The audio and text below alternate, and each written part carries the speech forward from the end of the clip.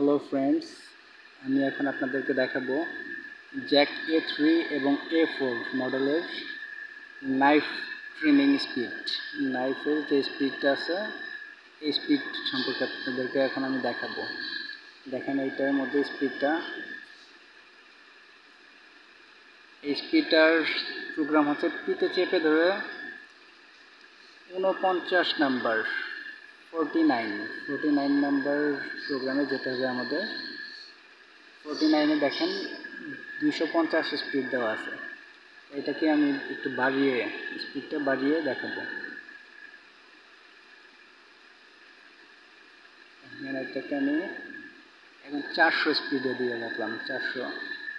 400 দিয়ে দেখেন পিতে দিয়ে সিলেক্ট করতে হবে। পিতে ক্লিক করে এখন দেখেন স্পিডটা,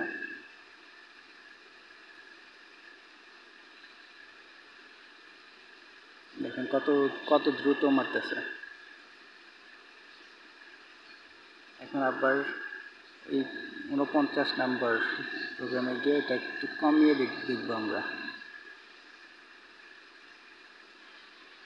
দেখেন 100 স্পিডে দেখেন, এখন দেখেন কত স্লো মারে।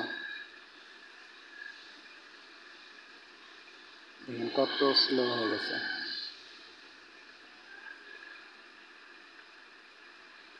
এটা বেসিক্যালি এটা 250 স্পিডেই সবসময় থাকে, জ্যাক কোম্পানি থেকে দেওয়া।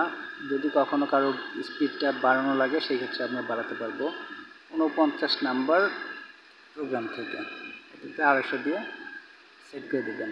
পিতে চাপলেই সেট হয়ে যাবে। এখন দেখেন এটা হচ্ছে নর্মাল সেটআপ।